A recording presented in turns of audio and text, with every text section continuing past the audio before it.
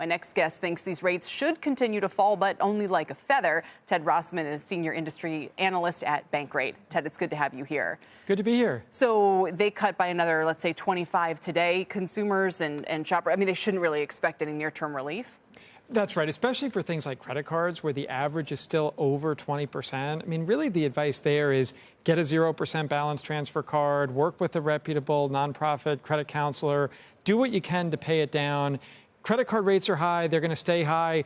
Car loans, too. I mean, we're talking mid-7s for new cars, low 8s for used cars. I mean, these are much higher than we saw a few years ago, and we're not going back to 4% anytime soon. Should the providers be blamed for these high spreads, or are these high spreads a function of high, or let me put it this way, have the spreads gone up or not? There's been a little bit of margin padding, especially on credit cards. You know, one factor is actually the CFPB's proposed late fee cap.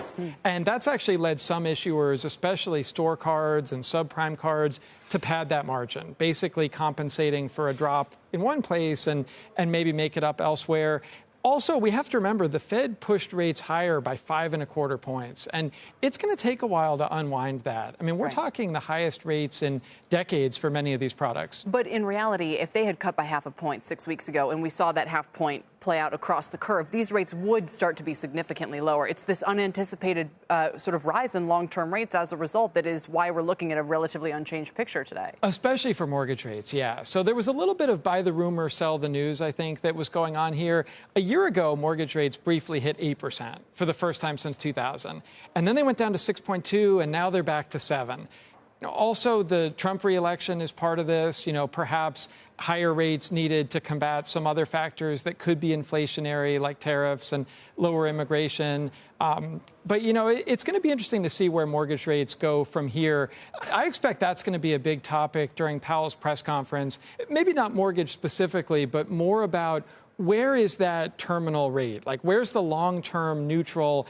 It may not be as low as we thought. The other part is that economic data has come in more solid than expected in many respects. So, you know, maybe we're not going back to a 2.5% Fed funds rate. Maybe it's eventually 3.5.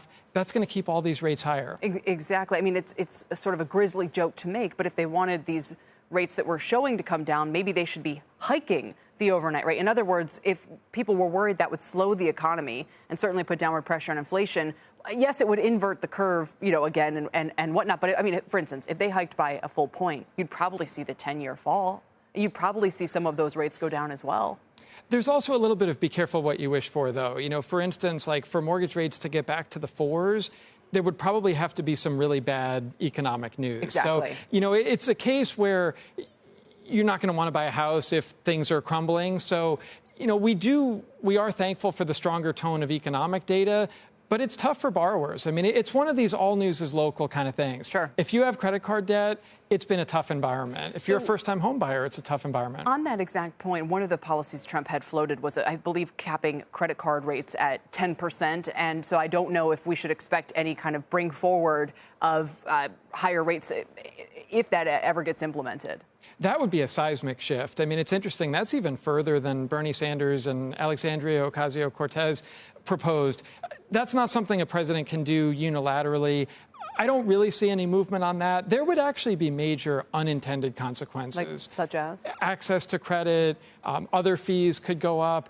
It just wouldn't be profitable for banks if that's all that they could lend at. We have buy now, pay later, Ted. We don't need the credit cards anymore. I'm sure that's what that industry would say. It is creeping in a little bit. It's still, though, somewhere between 1% and 3% of the overall credit card market. So it's growing rapidly, but it's still a small slice. Credit cards are still huge business. I mean, there's over $1.1 trillion of outstanding credit card loans. It's a big number.